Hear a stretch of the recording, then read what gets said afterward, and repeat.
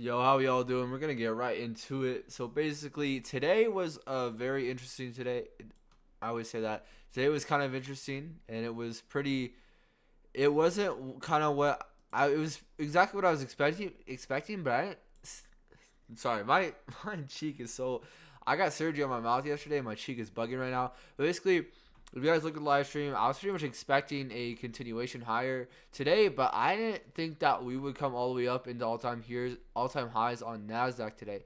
I really thought that we were going to expand maybe a little bit and then maybe consolidate again to then maybe expand higher Thursday or Friday, but we ran all day. Let's see how many points do we run today on Nasdaq. Let's see.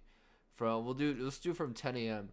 We ran 275 points on Nasdaq just within the AM session. And we're at why this happened. Pretty much bullish order flow. Bullish order flow.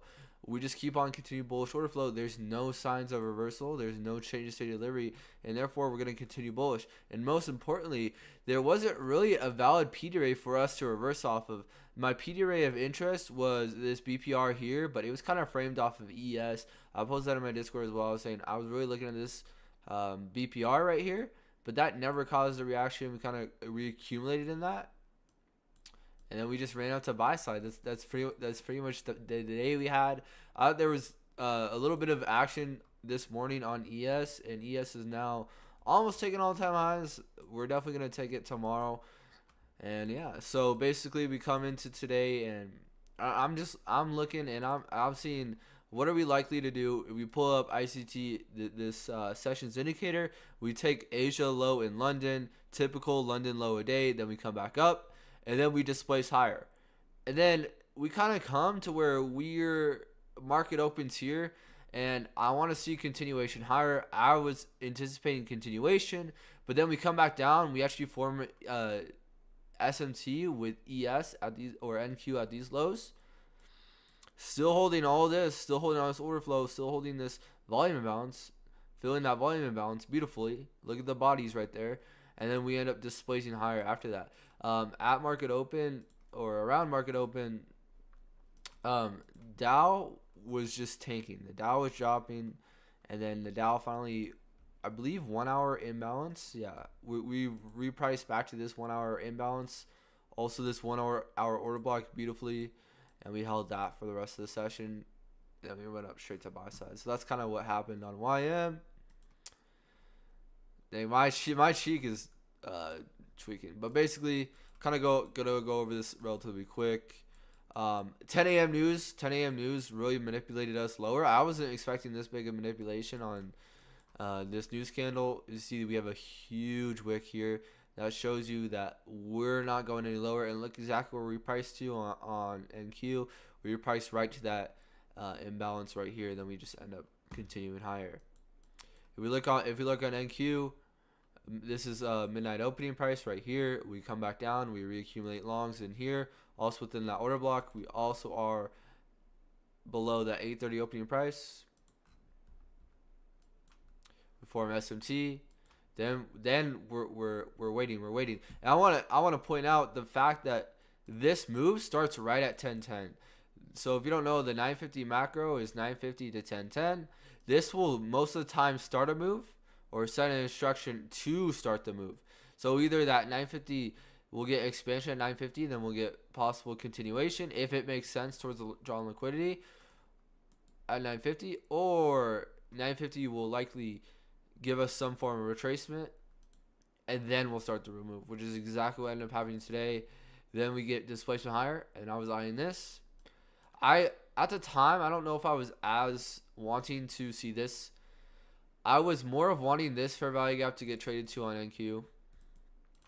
I have a live. I was live for this also. I was wanting this fair value gap to get traded into, but it just gets left as a breakaway, and then price just ends up expanding higher. I wanted to see this fair value gap get traded into. That was not the case. Or it might have been this one. It was one of these. So then I took my attention over to ES because I'm like, hey, ES kind of has some potential. Then we trade right in that fair value gap, right into this breaker. Expansion higher. And then this in the live stream is when I wanted to see us reaccumulate within this inverse fair value gap and then still draw higher. It's exactly what ends up happening. We come in that fair value gap. Consequent encroachment holds of this inverse. Look at consequent encroachment held nicely. All the bodies are respecting it. We reprice this fair value gap here. Expand higher. And then we just have expansion higher. And then I'm really not paying attention, or I really don't like to pay attention to. I don't want to trade lunch hour, but I can study it. So lunch hour is 12 to 1:30.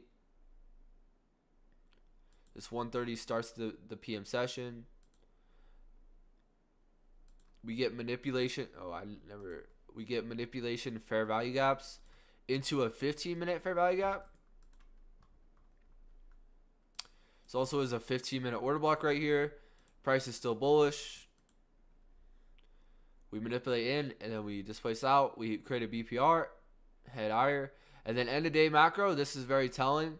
The fact that we wanted to respect this order block and then displace higher at end of day tells me that we still want to run to buy side, and I'm expecting to see quite some bullish continuation here. This looks very bullish. There's nothing really about this that looks bearish. I'm expecting to see more bullish continuation until proven otherwise, like I've been expecting. Obviously, draw on liquidity for me is already hit by Wednesday. You start trading again? No, I haven't. I'm still reading the tape. But what's good? As you can see, draw on liquidity is already hit by Wednesday. So with that being said, I am not going to be I'm not really going to look to trade today or tomorrow or Friday because it's NFP. Is NFP draw on liquidity has already been hit? I'm not really going to look to trade this. I'm just going. Well, I'm not trading anyways. But I'm just going to read this tape, and more especially, I'm going to be kind of conservative. I'm just going to study it. This is just times when I'm going to study. I'm not going to go in there. I'm not going to put on risk, or I'm not going to try to lose my conviction or anything. I'm just going to study what price does, and you literally lose nothing by studying price action. You don't lose a single thing. You don't lose a single thing by sitting on the sidelines and say, hey, price did this. NFP is non-farm payroll. It happens typically the first Friday of every month is when NFP will happen, and it's a big news release, and yeah, there's certain ways to navigate it, but for me as like a developing student, I'm not gonna go in there. I'm not gonna try to risk stuff on NFP. With that being said, I'm gonna head out of here. It was kind of a quick little review, and yeah, that's kind of just what I saw in the market. We'll be back tomorrow for hopefully the live stream, but my cheek's bugging.